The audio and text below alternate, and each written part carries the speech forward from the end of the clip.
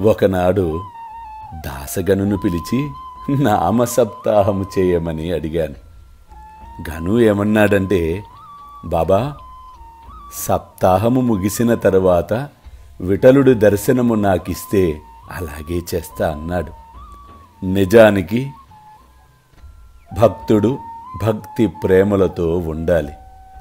ఠాకూరునాథు యొక్క ఠాకూరు పట్టణము, విఠల్ యొక్క పండరీపురము, శ్రీకృష్ణుని ద్వారకా పట్టణము ఇక్కడనే అనగా షిరిడీలోనే ఉన్నాయి. ఎవరునూ ద్వారకకు పోవలసిన అవసరము లేదు. విఠలుడు ఇక్కడే ఉన్నాడు.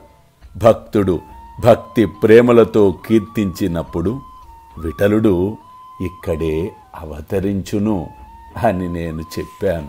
సప్తాహము ముగిసింది. గను విఠలుడు కోసం ఎదురు చూస్తున్న తరుణంలో విఠలుడు వచ్చాడా? వానిని నువ్వు చూచితివా?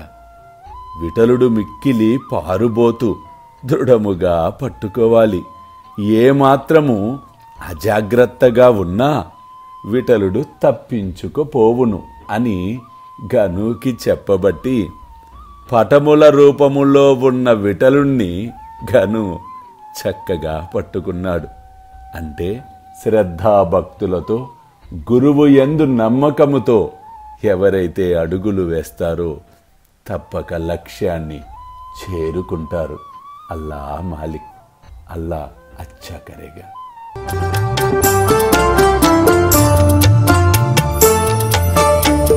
షిరిడిలో వెలసిన సద్గురు సాయిరా, హాయిగా నిదురించు సాయిరామా, సాయి శ్యామా, సాయిరామా, సాయి శ్యామా. కనుల నిండా నీవేలే, మనసు నిండా నీవేలే. షిరిడిలో వెలసిన సద్గురు సాయిరా, హాయిగా నిదురించు సాయిరామా, సాయి శ్యామా, సాయిరామా, సాయి శ్యామా.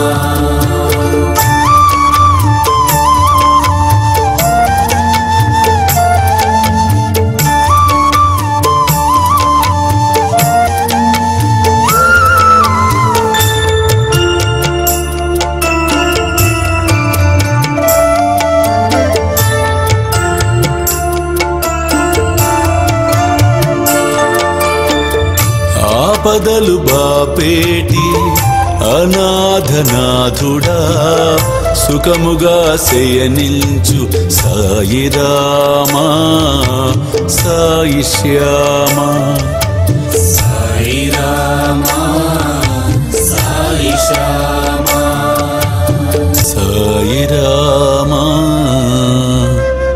సాయి శ్యామా.